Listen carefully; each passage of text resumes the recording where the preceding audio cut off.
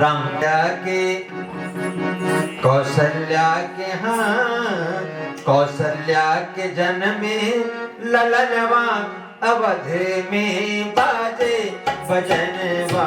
कौशल्या के जन्मे ललनवा अवध में बाजे बजनवा।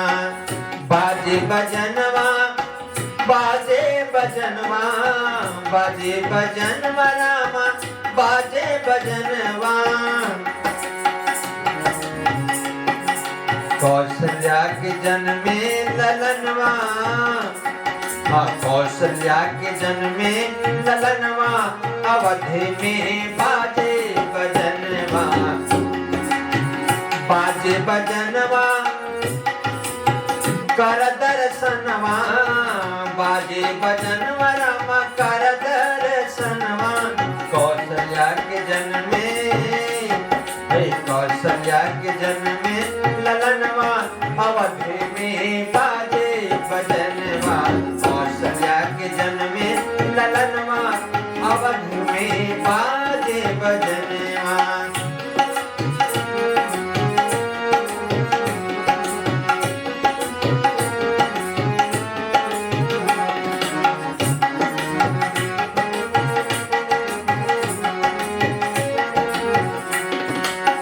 रानी कौशल्या जी पल न झुलावे रानी कौशल्या जी पल न झुलावे। राजा दशरथ जी सोनवा लुटावे राजा दशरथ जी सोनवा लुटावे। छटा देखी देख भी हसे परनवा अवध में बाजे बजनवा। छटा देख बिहसे परनवा अवध में बाजे बजनवा।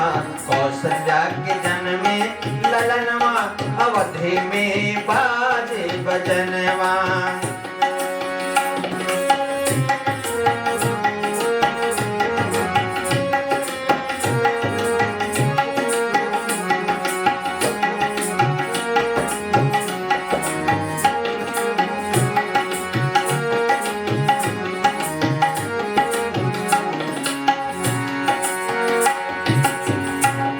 कब जन्म भइल है? नौमी तिथि मधुमासे पुनीता नौमी तिथि मधुमासे पुनीता। शुक्ल पक्ष अभिजित हरि प्रीता शुक्ल पक्ष अभिजित हरि प्रीता। नक्षत्र रोहिणी में नक्षत्र रोहिणी में चैत के महीनवा अवध में बाजे बजनवा। नक्षत्र रोहिणी में चैत के महीनवा अवध में बाजे बजनवा। कौशल्या के जन्मे ललनवा अवध में बाजे बजनवा।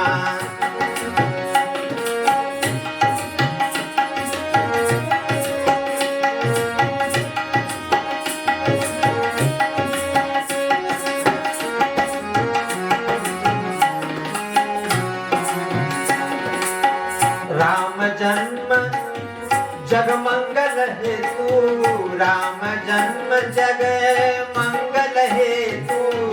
सत्य संग्रह पालक सुत सेतु सत्य संग्रह पालक सुत हेतु। गावे राम जी के भजनवा अवध में बाजे बजनवा। कौशल्या के जन्मे ललनवा अवध में बाजे बजनवा।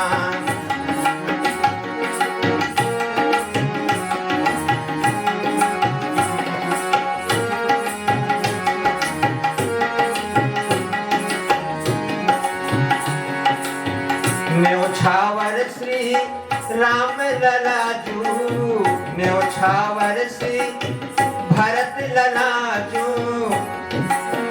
लखन लला शत्रुघ्न ललाजू लखन लला शत्रुघ्न ललाजू।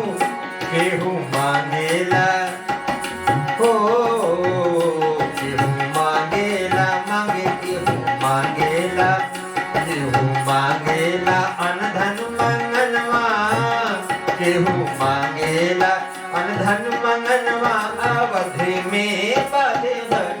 बजनवा मांगेला धन धन मंगनवा अवध में बाजे बजनवा बाजे बजनवा बाजे बजनवा बाजे बजनवा अरे बाजे बजनवा बाजे बजनवा की बाजे बजनवा